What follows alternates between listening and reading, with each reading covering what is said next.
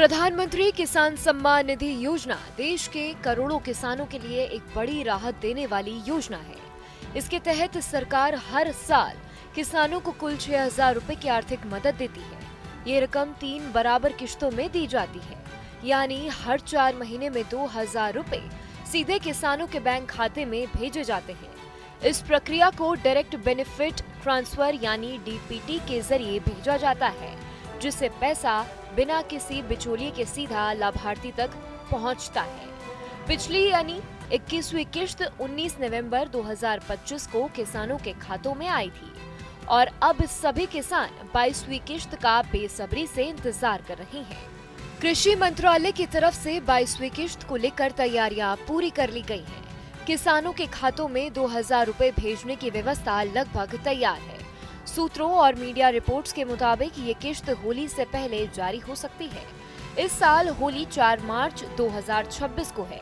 ऐसे में उम्मीद की जा रही है कि मार्च के पहले हफ्ते में या उससे पहले ही पैसा किसानों के खातों में आ सकता है, क्योंकि पिछली किश्त में 4 महीने का समय भी फरवरी मार्च में पूरा हो रहा है। हालांकि अभी तक सरकार की ओर से इस पर कोई आधिकारिक तारीख का ऐलान नहीं किया गया है, लेकिन खबरों के अनुसार 1 से 3 मार्च के बीच 22वीं किश्त जारी होने की संभावना है।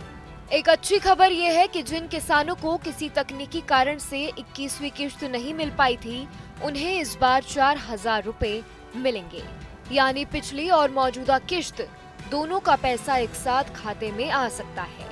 लेकिन इसके लिए जरूरी है कि किसान ने सभी नियम और शर्तें पूरी कर ली हो।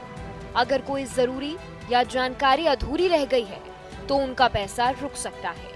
किसान अपनी किश्त का स्टेटस आसानी से ऑनलाइन चेक कर सकते हैं। इसके लिए उन्हें pm.gov.in पर जाना होगा। वहां फार्मर कॉर्नर में जाकर बेनिफिशियरी स्टेटस पर क्लिक करना होता है। इसके बाद आधार नंबर, मोबाइल नंबर या रजिस्ट्रेशन नंबर डालकर पूरी जानकारी देखी जा सकती है। यहाँ e-KYC, जमीन से जुड़ी जानकारी और किश्त का स्टेटस सब दिख सकता है।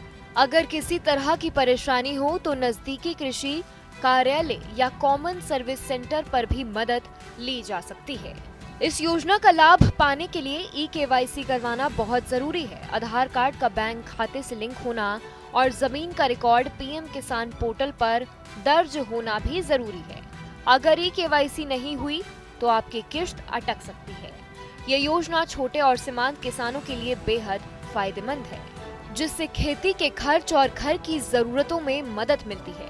सरकार का मकसद है कि सही किसान तक पैसा पहुंचे और इसी वजह से सभी जांच प्रक्रिया की जाती है।